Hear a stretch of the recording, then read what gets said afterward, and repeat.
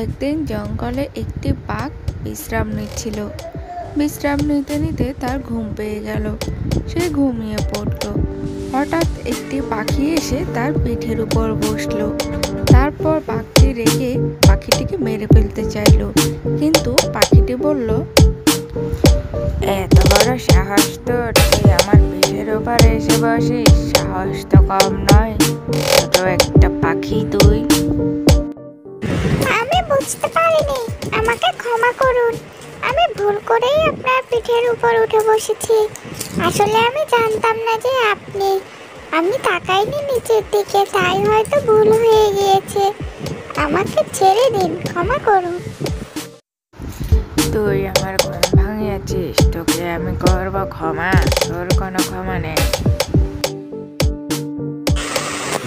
আমাকে ছেড়ে দিন, হয়তো আমিও আপনার বিপদের দিনের সঙ্গী হতে পারি।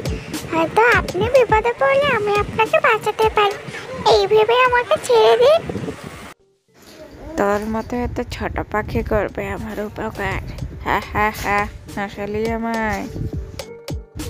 যা, তোকে আমি ছেড়ে দিলাম, এমনিতেই ছেড়ে দিলাম।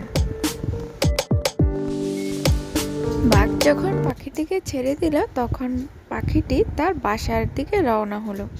হঠাৎ একদিন বাঘ যখন জঙ্গলে হাঁটাহাঁটি করছিল, তখন কেউ যেন একটি জাল মেরে বাঘকে আটকে ফেললো।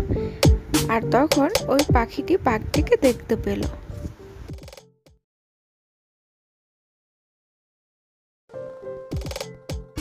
বাঘটি যখন বন্দি হয়ে গেল, তখন সে অনেক বিপদে পড়ে গেল। তখন সে তার কোনো আশাই ছিল না। টুনি দেখতে পেয়ে জালটিকে তার ঠোঁট দিয়ে কেটে সরিয়ে দিল। তখন হঠাৎ করে বাঘটি দেখে ভীষণ খুশি হয়ে গেল। সে ভাবলো ছোট যে কোনো জিনিসকে তুচ্ছ করতে নেই।